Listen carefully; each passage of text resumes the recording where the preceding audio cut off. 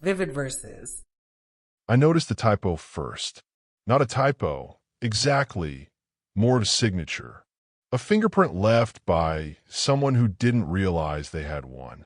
The message came through a dating app one hadn't opened in years, the account still floating out there from before, and the woman in the profile photo was genuinely beautiful. Dark hair, easy smile, the kind of candid shot that felt unstaged. Her name was listed as Kara, and her opening message was casual, confident, the kind that bypasses small talk entirely. You look like someone who actually reads the books on a shelf. I read it twice. Then I read it a third time, and something in my chest went very quiet and very still, the way a room goes quiet when someone says something true by accident. The phrasing. You look like someone who actually, that construction, that specific construction with a word actually dropped in the middle like a small stone. Nadia used it constantly, in texts, in arguments, in the particular way she complimented people when she was also subtly diminishing them. You actually handle that well. He's actually quite good looking for his age. It was verbal punctuation for her, a tick she'd never noticed in herself because we never notice the things that are most thoroughly ours. I set my phone down on the kitchen counter and stood there for a moment, looking at nothing in particular. The refrigerator hummed. Rain moved against the window in the slow, indifferent way rain does when it has nowhere to be. Nadia and I had been together long enough that I knew her syntax, the way you know a song you didn't mean to memorize. Long enough that her rhythms had wound themselves into my daily life, so completely that I sometimes caught myself using her phrases in emails to colleagues, a kind of unconscious borrowing that happens when two people spend real time together. Long enough that I could recognize her in a stranger's profile the way you recognize a face in a crowd.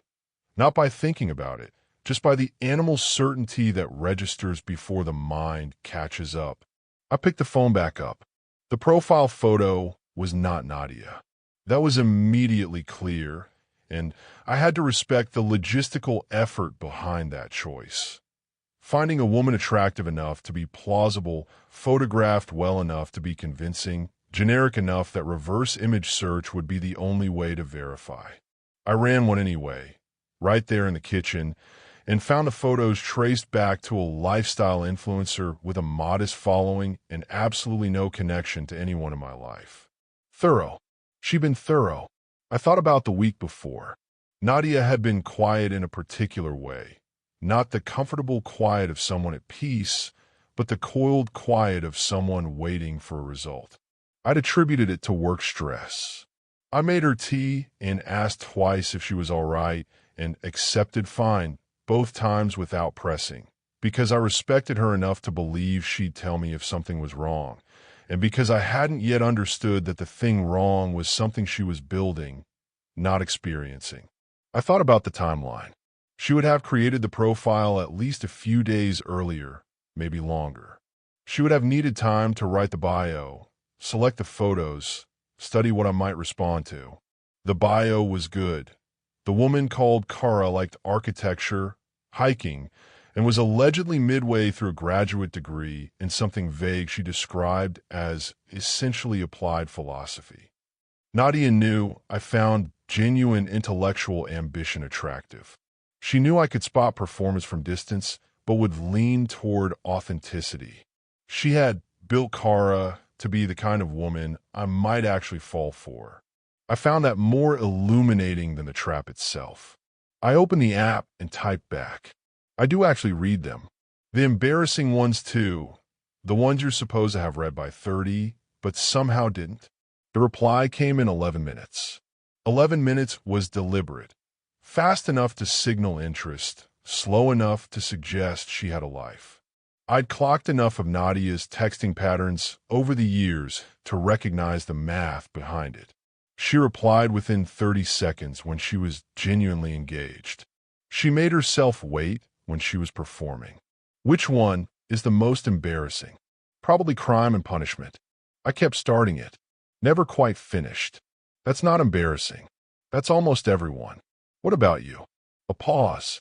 Longer this time, 2 minutes, which meant she was thinking carefully about what Kara would say versus what Nadia would say, making sure she wasn't handing me something recognizable. I never read The Great Gatsby all the way through. I wrote a paper on it in college using the first 50 pages and the Wikipedia summary. I almost smiled, because Nadia had told me that exact story about herself on our fourth date. Word for word. She'd laughed about it over wine, proud of the audacity in a self-deprecating way, and I'd found it charming. And now she'd handed it to Kara because it was her best material, her most practiced bit of casual self-revelation, and she hadn't thought through that I would remember. I put the phone in my pocket and went to bed. But I lay there in the dark for a long time, not sleeping, just running the geometry of it. Not anger. I'm noting the absence of anger deliberately, because I've learned to treat my emotional reactions as data, and the absence of a particular emotion tells you something just as clear as its presence. What I felt was something colder and more precise. The kind of focus that comes when a problem you didn't know existed suddenly becomes visible and full. She suspected something, or she was testing something, or she was both suspecting and testing simultaneously, which meant she had either evidence of actual wrongdoing or she had anxiety mistaken for evidence. Either way, she'd built a mechanism instead of asking a question. That choice told me more about where we were than anything she could have said out loud. I decided to keep playing. The next 2 weeks were, in a purely technical sense, some of the most demanding weeks I'd spent in recent memory, and they required a discipline I hadn't known I possessed until it was called upon. I talked to Kara every day. Long conversations, careful ones, the kind that required me to walk a very specific line, engaging enough to be believable, guarded enough to be honest. I never flirted. I never said anything I wouldn't have said to a person I'd just met at a mutual friend's dinner. I talked about books, about work in abstract terms, about a camping trip I'd taken years ago. I asked questions and listened carefully to the answers, noting the places where Kara's voice and Nadia's voice diverged and the places where they overlapped, a kind of contrapuntal music I was learning to hear. And I kept screenshots of everything. Every exchange, every timestamp, every message. I kept them organized in a folder on my phone, and then I airdropped copies to my laptop and backed them up a second time, because I was not going to do this thing halfway. If I was building a case, I was going to build it correctly. The screenshots weren't for revenge. I want to be clear about that, because the motive matters. They were for precision. I had learned, through some expensive lessons earlier in my life, that when a confrontation arrives, the person who controls the narrative controls the room. I did not intend to be standing in a room, saying I know what you did, and have her say prove it, and have nothing in my hands. I intended to have everything in my hands, arranged neatly, irrefutable. Meanwhile, I continued my regular life with Nadia, as though nothing had shifted. This was the hardest part. Not because I was performing warmth I didn't feel. The warmth was still there, complicated now, mixed with something sadder, but still present. The hard part was watching her watch me. She was exquisite at appearing casual when she was doing nothing of the sort. She would ask, offhand, how my evening had been, and I could see behind the question the real question, the one she was trying to answer through Kara's phone. She was looking for inconsistency, looking for the faint guilt that seeps into the voice of someone with a secret. I gave her nothing because I had nothing to give. One evening she made dinner, a real dinner, the kind that takes 2 hours, the kind she made when she was feeling something she couldn't say directly. She'd made her mother's recipe, a slow-cooked thing with herbs and good bread on the side, and she'd lit a candle on the table even though it was a Tuesday.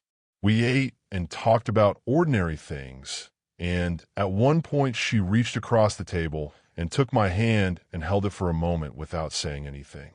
I held hers back. I thought, you are both the person holding my hand right now, and the person setting the trap. These two things are true simultaneously. I don't know yet what to do with that. But I said nothing. I poured more wine. I asked about her colleague's ongoing renovation project, which she found both fascinating and maddening, and she talked about it for 20 minutes and I listened, and the candle burned down, and the evening passed the way evenings do when they're the last of something and you don't know it yet. Kara began to push around day 12. The messages had been building gradually toward something, the conversation slowly tilting in a particular direction, small incremental movements like water finding a drain. She asked if I'd thought about meeting in person. She said she didn't usually suggest it this quickly, but there was something about our conversations. She said it felt rare. I told Kara I was seeing someone. There was a pause of nearly 4 minutes, the longest yet, and then, I thought I'd read your profile wrong. I didn't see anything about that. It's complicated, I wrote, which was true, though not in the way Kara was meant to understand it. How complicated? Complicated enough that I shouldn't be having this conversation. But you are. I know. I set the phone face down for a moment. This was the inflection point she'd been building toward. The moment where a man with a guilty conscience either pulls back or leans in, where the trap either snaps or comes up empty. She designed this to be the moment of self-incrimination. She wanted me to say something that confirmed what she suspected or feared or had perhaps already convinced herself of. I picked the phone back up. I think I need to be honest with you, I wrote. I like talking to you, but I'm not someone who does this. I shouldn't have let it get this far. What does this far mean to you? Far enough that it's unfair to her. Another pause. So you're ending this? I was never starting it. I closed the app. I sat in my car in the parking structure outside the grocery store, where I'd gone because I needed to be somewhere that wasn't the apartment, somewhere with fluorescent light and ambient noise and the sensation of being among people who had no idea what was happening to me. I sat there for approximately 10 minutes, doing nothing, just existing in the beige, functional anonymity of a parking structure. Then I went inside and bought coffee and the particular kind of dark chocolate Nadia liked and walked through the produce section for no reason at all. Just moving, just being a person who was moving through a Wednesday. She came to me on a Friday. I'd known it was coming. The escalation pattern was clear, and 2 days of silence from Kara after the conversation in the parking structure felt less like a retreat and more like a reload. On Friday evening, I was reading in the living room when she came and sat across from me, not on the couch beside me, which would have been her usual spot, but in the chair directly across. The chair she sat in when she needed to see my face. I set the book down. I need to tell you something, she said, and I need you to let me finish before you say anything. I nodded. She had prepared this. The preparation was visible in the set of her jaw, the way her hands were folded in her lap with excessive neatness, the rhythm of her breath, which was the deliberate rhythm of someone who has rehearsed. I watched all of it with the same quiet attention I'd been practicing for 2 weeks. I think you've been talking to someone, she said. Someone you met online. I don't know how far it's gone, but I think it's been going on for a couple weeks, and I think you've been hiding it. I said nothing. She'd asked me to let her finish, and she wasn't finished. I know that's a serious accusation. I know I don't have, she paused. I don't have proof, exactly. It's more of a feeling, a strong one. And I think you deserve to know that I've been feeling this way, because I think we need to be honest with each other. She looked at me carefully when she said honest with each other, and I understood what she was doing. She was holding the door open, leaving room for me to walk through it with a confession, which would feel like honesty and would serve her narrative. It was a good move. It would have worked on a man who was actually guilty. Is that everything? I asked. She blinked. Is that yes? Yes, that's everything. I stood up. I went to the kitchen counter where I'd left my phone. I picked it up, opened the folder, and selected the screenshots. All of them, in order, beginning with the original message and ending with the last exchange 2 days prior. I'd already exported them as a PDF, organized by date, clean and readable. I'd done that on Thursday evening while she was in the other room. I came back and set the phone on the coffee table between us, the first message visible on the screen. "Read from the beginning," I said. "Take your time." She looked at the phone. She looked at me. Something moved across her face that I didn't have a name for yet. Some complicated weather. "What is this?" "The conversation you're describing," I said. "Read it." She didn't pick up the phone immediately. There was a stretch of about 10 seconds where she sat very still, and in that stillness, I could see her recalibrating, running the new information against the scenario she'd prepared for. She'd prepared for denial. She'd prepared for anger. She may have prepared for silence or deflection. She had not prepared for this. She picked up the phone. I sat back down in my original spot and waited. She scrolled. Her face was performing a kind of careful neutrality that cost her visible effort. Occasionally, she stopped scrolling, and I could tell she was reading something twice. She got to the exchange about Gatsby. I watched her read it. I watched her read it again. She kept scrolling. She reached the end. The parking structure conversation, Kara asking if I was ending this, me saying I was never starting it. And she set the phone down on the coffee table with a precision that looked like care and felt like stalling. There was a long silence. "Where did you?" she started. "I recognize your writing in the first message," I said. "The way you use the word, actually. The Gatsby story. The phrasing in a bio. It took me about 4 minutes." She was very still. "I kept talking because I wanted to see what you were building," I said. "And then I wanted to document it." She stopped. "Testing me," I said. "I know. That's not," she exhaled. I was scared. I had a feeling something was wrong, and I didn't know how to ask, and I thought if I could just see what I do, I said. "Yes." The word came out smaller than the others. I leaned forward and picked up my phone from the coffee table and put it in my pocket. Not to be dramatic about the gesture. There was no performance in it. I just wanted my phone in my pocket. I sat back. "There is nothing in those screenshots that should worry you," I said. I didn't flirt. I didn't make plans. When she asked about meeting, I told her I was with someone. When it started to go somewhere I didn't like, I closed it down. "You can read it again if you want." "I know," she said quietly. "I read it. And if you'd simply asked me," I said, "if you'd sat down and told me you were scared and asked me directly, I would have told you that. I would have told you everything. I wouldn't have been defensive about it, because there was nothing to be defensive about." She was looking at her hands now. "Instead," I said, "you build a fake person. You spent time on that. You thought about what kind of woman I'd be attracted to. You engineered a test that I would only be able to pass by doing something I wasn't going to do anyway." I paused. "That tells me something about where we are that you probably didn't intend to tell me." "I was scared," she said again. "I heard you the first time." She looked up at that. There was something in her eyes that might have been the beginning of tears, and I didn't look away from it, but I didn't move toward her either. "I'm not going to pretend the problem is that I talked to the profile," I said. "You know that's not the problem. The problem is that your first response to fear was to run an operation instead of having a conversation. That's not about me. That's about what you think relationships are." "That's not fair," she said, and her voice had some heat in it now, some of the defensive energy she'd been holding back. "I've been trying to get you to open up for months. I feel like I don't know what's going on with you half the time, like there are entire rooms I'm not allowed in. And when I try to bring it up, you change the subject or make a joke, and I'm left standing there." "That's a fair thing to say," I said. She stopped. "That's a real complaint," I said. "I believe you.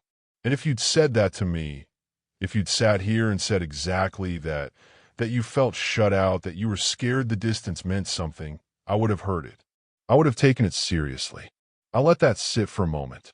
"But you didn't say it," I said. "You built a trap." The word landed. I saw it land. She didn't try to argue with it. We sat there in the silence of the apartment, the two of us, while the evening darkened around the windows and the sounds of the street moved through the walls the way they always did, indifferent and constant. I thought about the dinner she'd made, the candle on a Tuesday, her hand across the table taking mine. I thought about what it costs a person to be afraid and not know how to say it, and how fear uncommunicated becomes something harder and more destructive, how it finds other shapes. I thought about the rooms she said she couldn't enter, and I tried to be honest with myself about whether she was wrong about that.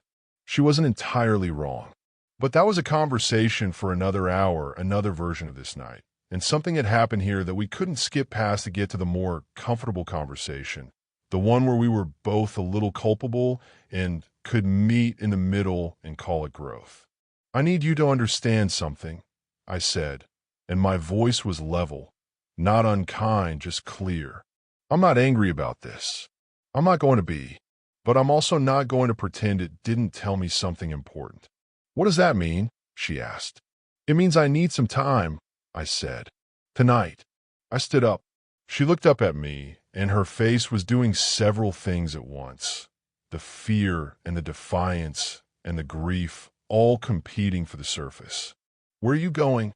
"I'm going to drive for a while," I said. "Maybe get something to eat.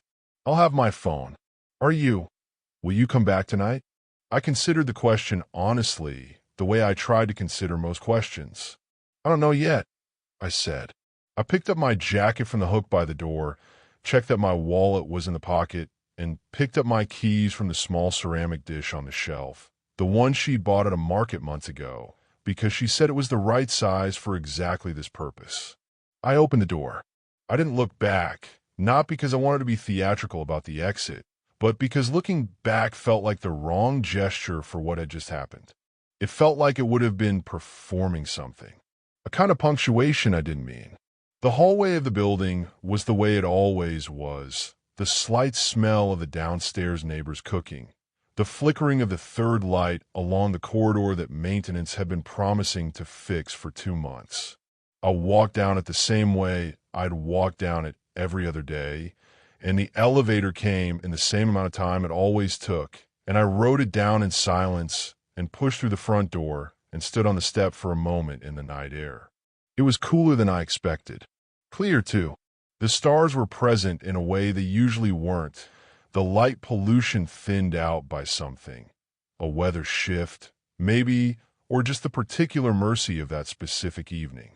I stood there for a moment, just breathing, not thinking yet, just letting the air be what it was.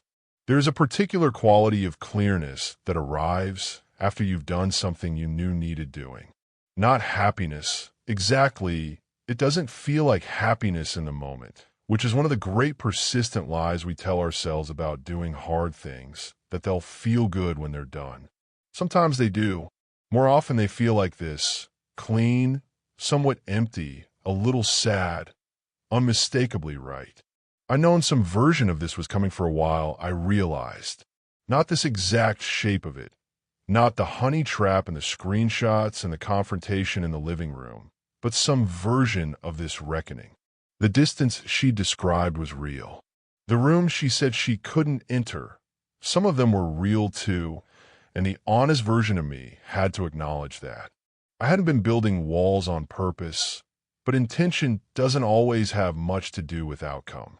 She'd felt something true and felt it long enough that instead of trust, she'd built an experiment. That didn't make what she did okay, but made it more intelligible. And I had learned at some cost to try to hold both of those things at once. The fact that someone behaved poorly and the fact that they had a reason, even if the reason wasn't a justification. I walked my car. I sat in it for a moment without starting the engine, looking through the windshield at the ordinary geography of the parking area, the other cars, the streetlight making its small circle on the asphalt. My phone buzzed. I looked at it. A text from her. Not a long one. "I'm sorry." Not as an argument. Just, "I'm sorry." I read it twice. I put the phone face down on the passenger seat and started the car. I didn't text back, not because I wanted her to suffer in the ambiguity, but because I didn't yet have anything honest to say. And I decided a long time ago, with some effort, to stop filling silences with words I didn't mean just to make the silence more comfortable. Comfortable silences are for people who've earned them. What we had tonight was a different kind. I drove.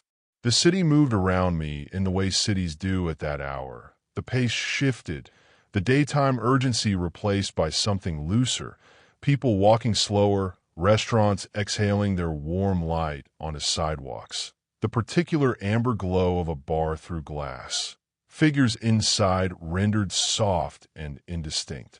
I drove without direction, following the path of least resistance through intersections, taking right turns when the light was green, making no particular effort to end up anywhere. I thought about the word she'd used. Scared. The way she'd said it the second time. Smaller. I thought about my own fear, which was less announced but not absent. The fear of being someone who keeps too much to himself, who mistakes privacy for self-sufficiency, who expects people to understand the shape of his affection without being shown it explicitly.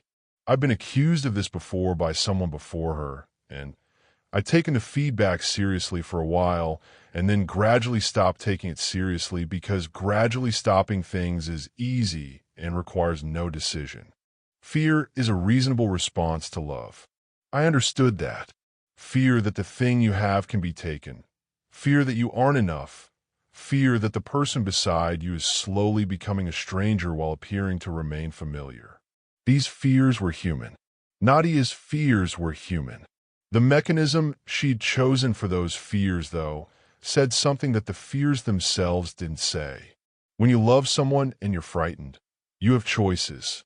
You can say I'm frightened, which is vulnerable but honest. You can say I feel like I'm losing you, which costs something but opens a door.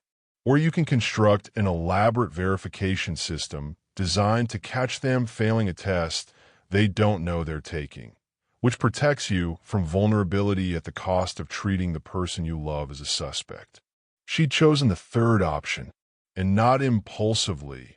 It had taken planning, real effort, creative thought. She'd built Kara with care. The right photos, the right bio, the right opening message. She'd thought about me clearly enough to construct a character she believed I'd respond to, which meant she'd been sitting with this decision, this choice of mechanism, for long enough to execute it thoroughly. The decision itself, that was what I kept returning to. Not the fear. The fear I could have worked with. Not even the suspicion. I've been wrong before. I knew how to be patient with someone who suspected me of something I hadn't done because I knew how fear distorts perception. But the decision to run the operation rather than have the conversation, that was a window into something I needed to look at squarely without the softening effect of sympathy. I pulled into a small parking area beside a diner I'd been to a few times before. Nothing special about it. Just a place that stayed open late and made decent coffee and didn't require anything of you beyond sitting and being a customer. I went in and sat at the counter and ordered coffee and a plate of eggs I probably didn't need, and the counterman left me alone in the way good countermen do, refilling when needed, not hovering. I sat there for a long time, not deciding anything yet, just sitting with the facts of the evening the way you sit with a piece of work you just finished, not evaluating it, just looking at it. The conversation, her face reading the screenshots, the careful way she'd set my phone back on the table. I was scared. I know. Her hand taking mine on Tuesday across the candle. She was real. That was the complicated center of all of it. She wasn't a character. She was a person with genuine feelings who'd made a bad choice with them, and the bad choice didn't erase the person any more than the person excused the choice. I was going to have to figure out what I could live with. Not tonight. Tonight was not the night for that determination. I learned to be suspicious of the decisions that feel most certain in the immediate aftermath of the thing that prompted them. Clarity that arrives too quickly is usually just adrenaline in a suit. But soon, in the honest light of a morning that had slept on it, when the edges weren't still sharp. The eggs arrived, and I ate them slowly and drank 2 cups of coffee and left a good tip and walked back out into the night air that was still cleaner than expected. I stood by my car for a moment, looking up. The particular stars that had been visible earlier were still there. I thought about something my father had told me once, when I was old enough to be given advice, but young enough that I stored it away without understanding it, the way you store a tool before you know what it's for. He'd said that the truest test of what a person believes about you is not what they say in their best moments, but what they do in their most frightened ones. When the fear comes up, he said, they show you the architecture. She'd show me the architecture. What I built with the information, that was still mine to decide. I got in the car. I didn't start the engine immediately. I sat in the dark of the interior, the familiar smell of it, the small, impersonal comfort of a space that was entirely mine. My phone was face down on the passenger seat. I picked it up, looked at her message again. I'm sorry. Not as an argument. Just, I'm sorry. I put the phone in my jacket pocket. I started the car. I pulled out of the lot and onto the street and drove in the direction of the apartment. Not because I decided anything, but because not deciding was also a decision, and I wasn't ready to make the permanent kind yet. Some things needed to be said still. Some rooms needed to be opened that I've been keeping shut, and I had to be honest enough with myself to admit my part in the architecture of what had gone wrong. You don't get to stand on the clean side of the ledger when you've contributed to the conditions that grew the mess. I drove. The lights of the city came and went around me, amber and white, familiar and indifferent. At a red light, I sat still and thought about Tuesday's dinner. The smell of her mother's recipe, the candle, her hand across the table finding mine in the particular uncalculated way of someone who needed contact but didn't have words for it. And I sat with the thought, didn't dismiss it or lean on it, just let it be what it was. The light changed. I kept driving. Thanks for listening.